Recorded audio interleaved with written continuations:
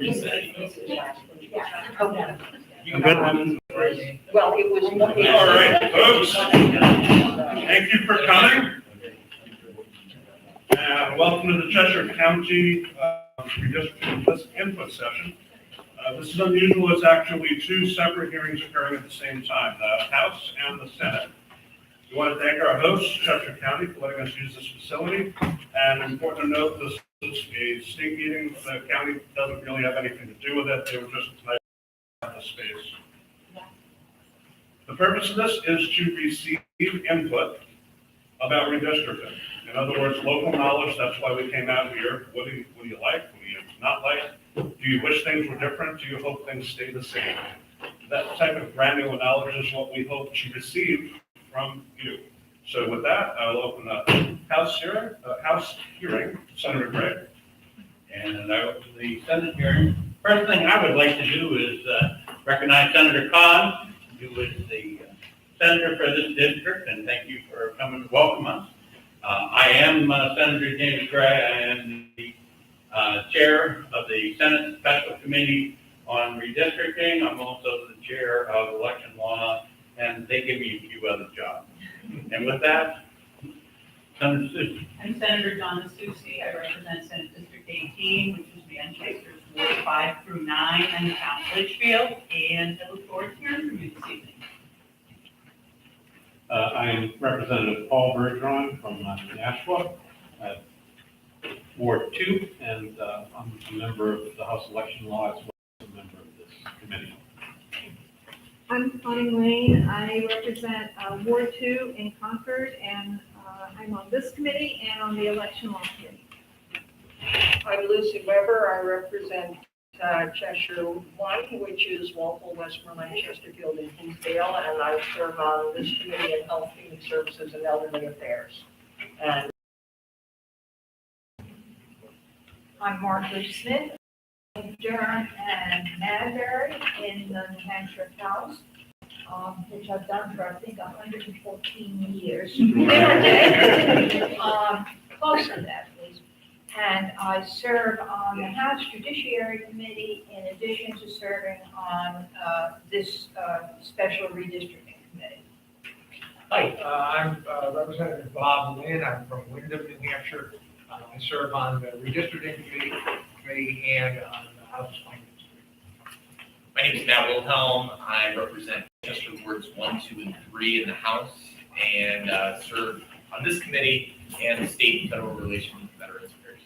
I always forget to tell everybody who I am. I apologize for that. I am Representative Stephen Smith and your northern neighbor, literally from Sullivan County, and represent Ackworth, Charlestown, Goshen, Langdon, Webster, and Washington. Senator Gray. I had one more thing. This Senate hearings do not allow applause, booing, clapping. It is inappropriate. The testimony that you give and others should be listened to, and you will be gavelled if you start to clap or boo or whatever. So please, adhere to that. All right, thank you, everyone. And with that, let's get going. People that are addressing the committee, please step up to the lectern there. Mr. Bowers of Grantham.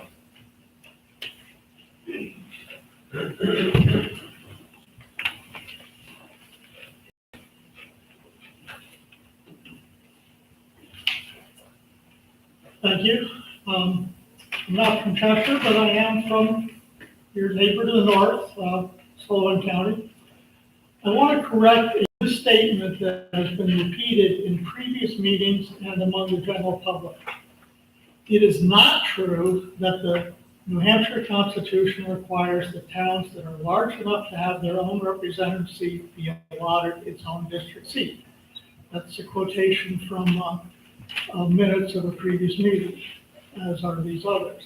It is not true that New London is constitutionally guaranteed its own district and representative, or that Canaan is legally entitled to its own representative district.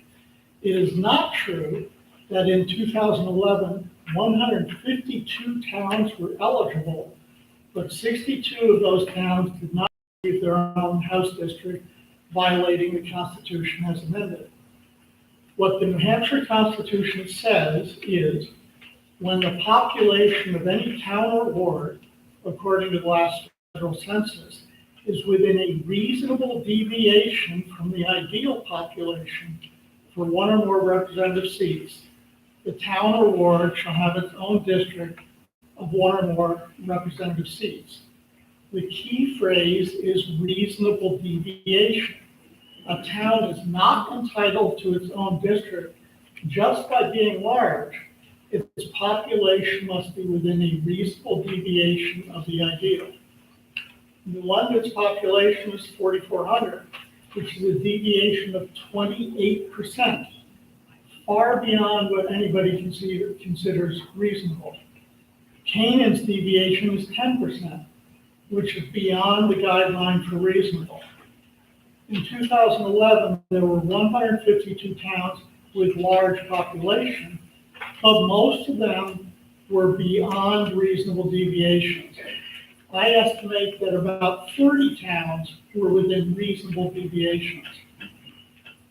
If you look at the legislative history of the constitutional amendment that the voters passed in 2006, you will see that the bill as introduced said that when a town or ward has enough inhabitants to equal or exceed the number required for one representative seat, it shall have its own district.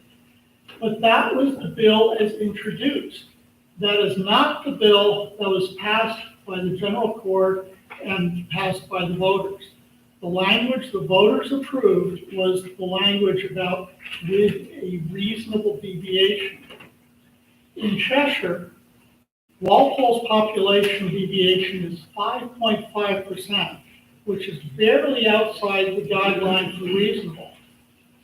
Personally, I think that's a very reasonable stretch from the guideline and very justifiable under redistricting case law. The Keene wards deviate 34% from ideal population. They are not entitled to their own districts, even though they are quite a bit larger than the size of an ideal district. I urge the committee to look at the actual language of the Constitution, not what various people think it says. Please do not attempt to give every large town its own district. I have seen maps that started out by making every large town its own district, but then they had to face unreasonable deviations, and they did it by creating large and ugly flotarial districts that defeated the intent to have locally elected representatives. Please do attempt to eliminate the huge flotarial districts from the current map. Now, Cheshire does not have any huge flotarial districts, but next door, Hillsborough has some really ugly flotarials, and my county of Sullivan has one pretty ugly flotarial. So please do attempt to eliminate flotarials, except for a case like Lebanon, where the wards are such a size that each ward could be its own district, and then a flotarial would be an at-large covering the entire city. That's a good use of flotarials. But again, some of the ones we have right now are ugly. Please do attempt to create small districts that meet the intent of the Constitution, even if you slightly stretch the deviation guidelines, as I said for Walpole. Thank you. And please collecting written.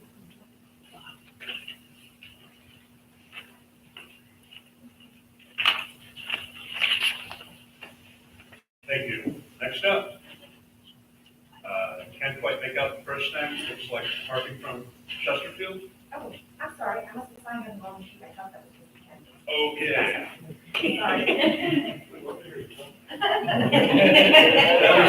Sorry. Sorry. From Ringe, oh, wait, written testimony, yes or no? Dickler?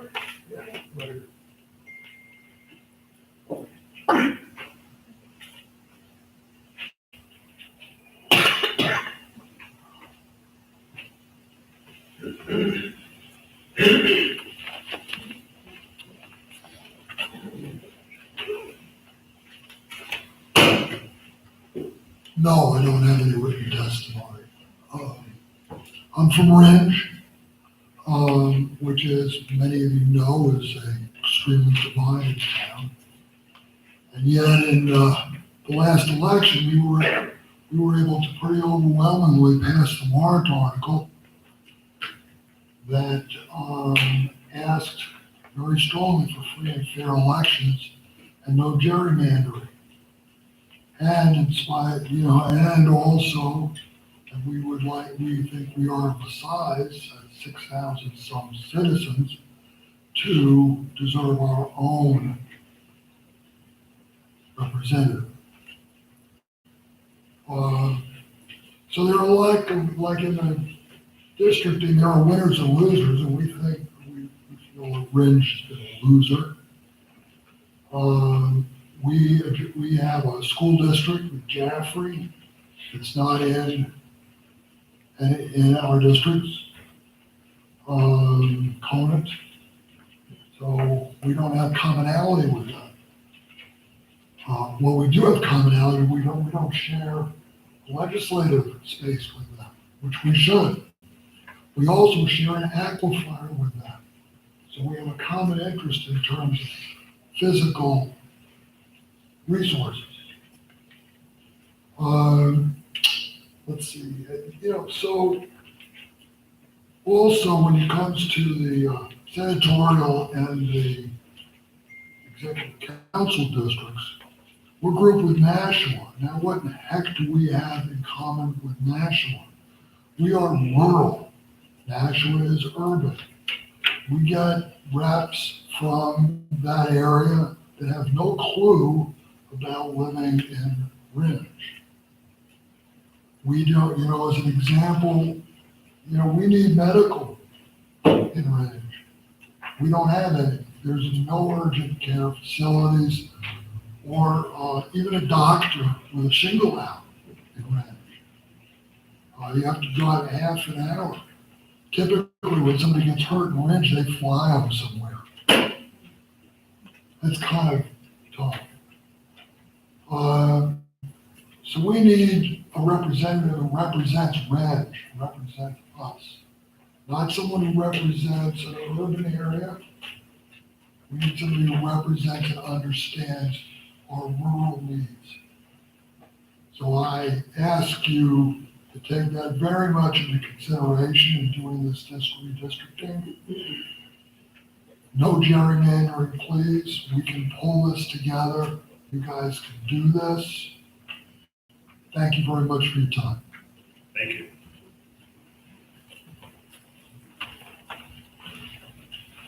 Senator?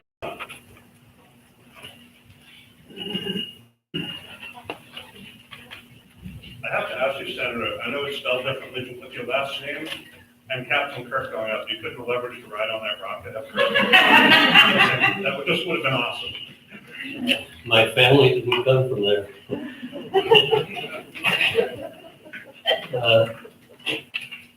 Have that trouble every once in a while.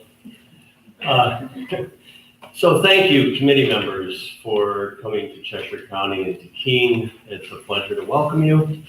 I want to thank our county administrator, Chris Coates. Chris, maybe wave. This is a fabulous facility that they maintain here, and I really appreciate your offering this for public convocation. Thank you. I'm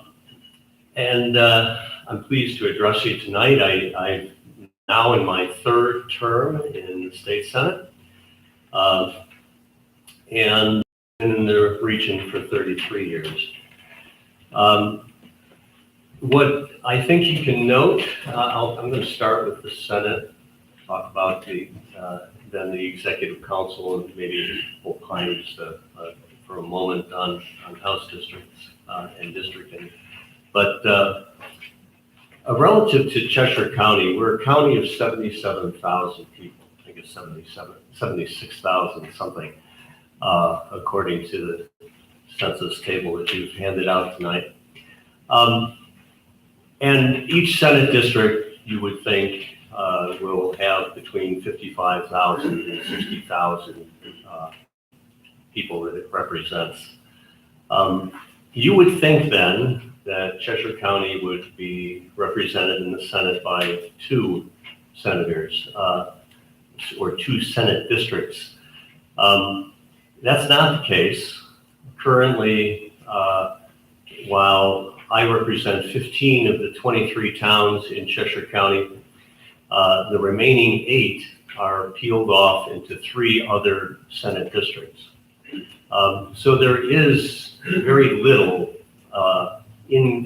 influence in those other 3 Senate districts of those towns. It happens that in the second, that Senator Ward is from Cheshire County, and a small town in her Senate district, which is largely in Sullivan County and Hillsborough, an odd district. Nonetheless, my point is, I would recommend to the body that you think of Cheshire County as falling into 2 Senate districts, so that the common interest of the county is represented in 2 districts. And to carry that a little bit further, the school districts that are represented in Cheshire County would be the Keene School District, the Monadnock School District, which happens to wind up in 2 Senate districts, Hinsdale and Winchester and Fall Mountain. They're all in my Senate district. Also having towns in Cheshire County would be the Conval or Kentucky Valley School District and the Jaffrey Ridge School District. And so I would offer to you that those 7 school districts are a body of interest that could be worked with to try to find how to define 2 Senate districts with those 7 common taxing districts represented in their school areas. To shift from the state Senate and its composition, I'd address next the Executive Council District. Cheshire County, with its 76,000+ citizens, Sullivan County, counting 43,000, represent an area that I consider to be Western New Hampshire. So Representative Smith, Representative Weber, we share this interest in this region of the state that has, as we've noted through recent storms, common disasters, common rivers, and common interests. That 150,000 people will not make up an executive council district, but stretching that executive council district beyond route or Interstate 93 is beyond the pale of reason. I would ask that that your body find a way of defining a executive council district that has more geographic commonality than the Salamander district, that District 2, the Vermont border to the sea. And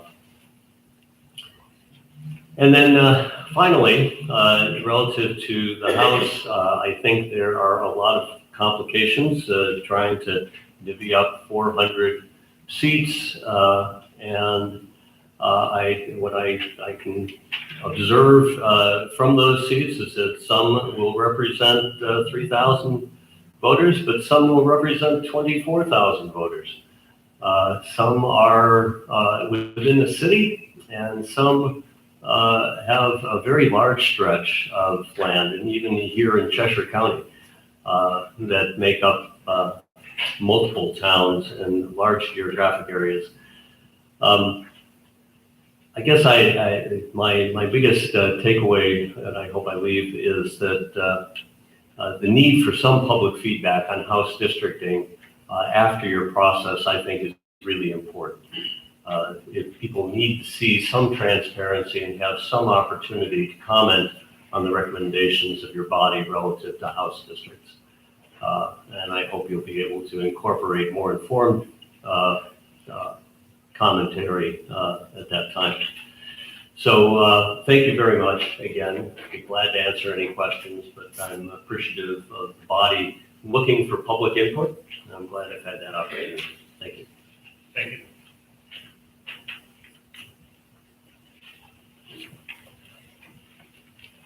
Ian Burke, King.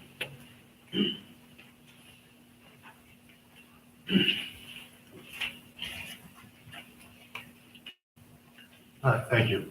My name is Ian Burke. I grew up in the town of Sullivan, which is in Cheshire County, and now I live in Keene. I'm working with the Open Democracy Mapathon Tech team to map and understand the relationship between different regional representation maps and other districts and communities that exist in New Hampshire. I think that representation works best when our representatives can easily connect with their constituents, and also when our representatives share their constituents' interests by using the same woods and water, shopping at the same stores, dealing with the same weather disasters, dealing with the same property tax rates. Well, I hope that,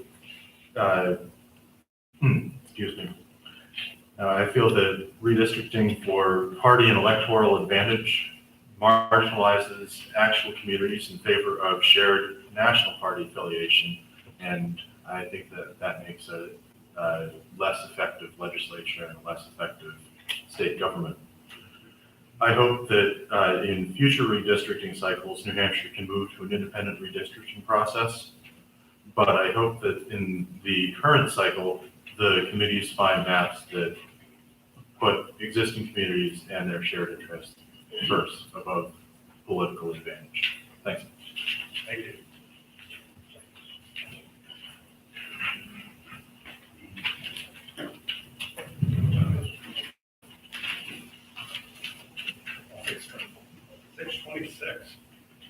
That is amazing.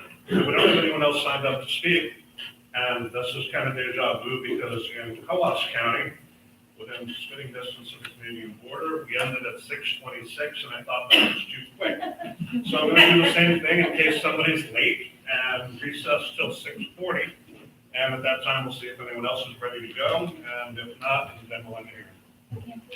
So we're in recess till 6:40. All right. The time being 6:40, I presume. A couple of quick notes. If you are watching this on video and would like to know how to contact the committee to share your input, go to the General Court website, New Hampshire House. It's a tab right up at the top, and you'll find a link that says committees. Under that, you'll find standing committees and special committee on redistricting. We are some of them. And right there, you can find the committee website with notes and documents from previous meetings. When we get some work done, proposed plans will be uploaded there. You can email the committee with one link there. And also, you can always contact your local representative and ask them to provide input to us. There are 400 of us. That's what we're for. The process, we're holding these input sessions in all 10 counties. We hope to receive, local input from there. The stuff about Ringe was great. Nuggets like that, things that we may not know because we're not from there. We will take that back to Concord. We will apply the map to the maps because math is our God in that case. And then in November, this committee will vote on a recommendation. It'll be public sometime in January or February. House bills pass over to the Senate. There'll be more hearings. So it doesn't get all wrapped up right in November. There are many months more to this process. Any comments? No, getting to the Senate page, you can do it from the Senate website, but right at the General Court's website, there is a link on the right-hand side for both the House and the Senate web pages. Remember, these are going to be regular bills, and it will go through the normal bill process in the committee. So there will be time for you to comment again. It may not be in the districts, but there will be time for you to comment. All righty. And with that, we have Representative Harvey of Chesterfield.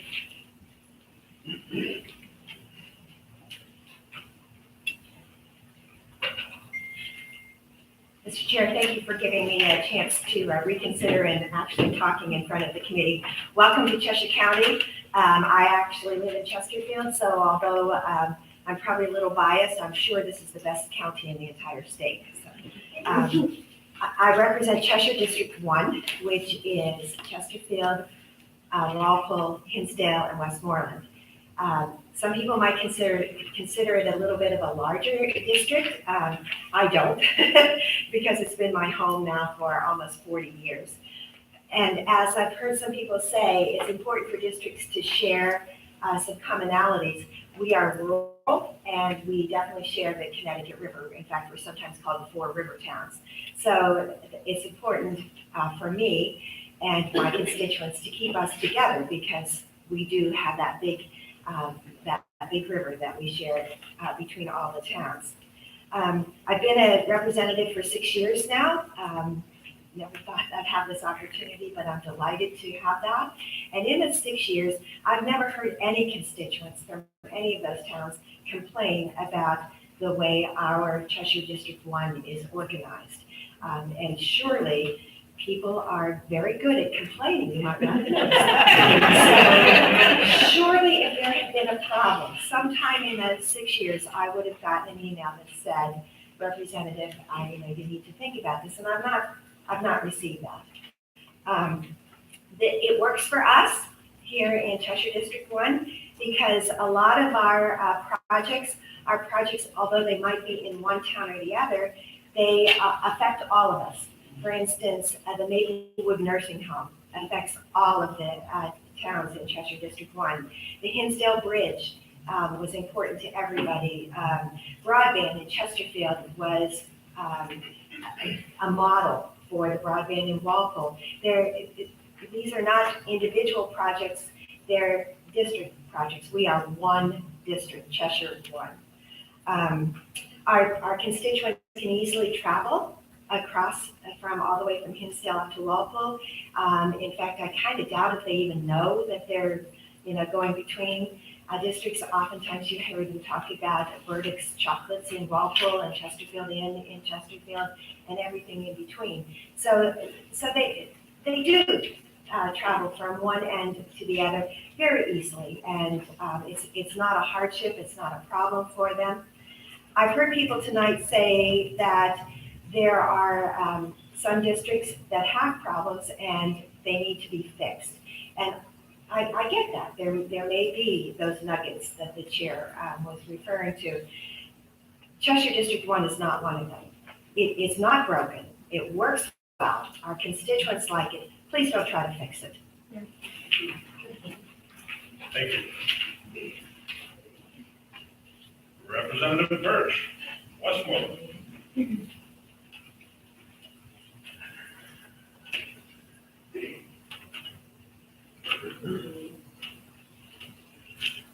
I'm Paul Birch from Westmoreland, also from Cheshire 1. I wish I weren't speaking after my good friend Kathy Harvey, because she said pretty well what I wanted to say and said it probably better than I can.